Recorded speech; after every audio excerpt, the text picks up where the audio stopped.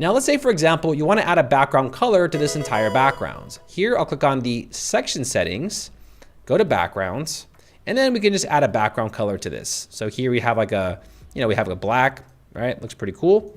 Now you can also add in things like a gradient background. Now, if you want to add in other types of colors, you first must go ahead and delete the original color.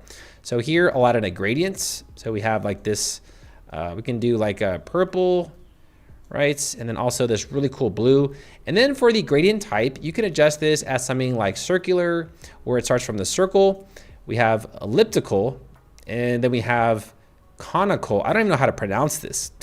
I guess, oh, there we go. Okay. All right. You guys get the point? Okay. So yeah, but I think linear is probably one of the more, the more common ones. And then here you can control the gradient direction. Now there are a lot more options for the gradients, but I'll let you go ahead and mess with this on your own free time.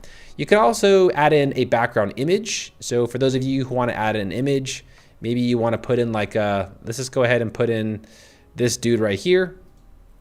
Now we got that image of this background. And then also you can add in a video background, and then you can also apply a pattern. Now here I'll click on background pattern, and then we can apply like polka dots on top of the image. And you can also style the actual pattern color. Now, if I click on this little drop down arrow, you're gonna see that there is a lot of different patterns that we can add on top of the image. So, that's pretty cool.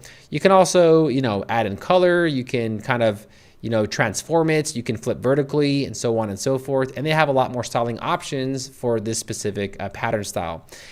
And if you actually go over to the image and you delete this, this will actually apply on any background that you've applied. So for example, I'll also delete the gradients by clicking on the trash can, and then the background is just like that.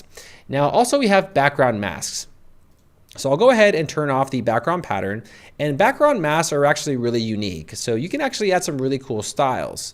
So for example, I'll first change the mask color to like a black color, and this will actually like let you know what you're working with now. So here we have different styles on how we can, add in a really unique style to our backgrounds. There is a bunch to choose from. You can also flip vertically, and then, you can adjust the options here as well.